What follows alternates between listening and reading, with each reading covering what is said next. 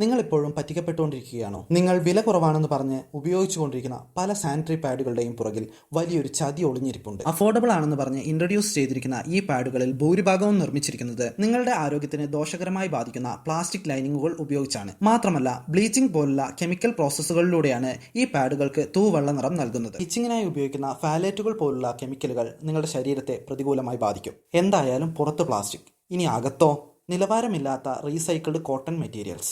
അതിനാൽ തന്നെ ഇതിൽ നിന്ന് ദുർഗന്ധം വമിക്കാൻ സാധ്യതയുണ്ട്.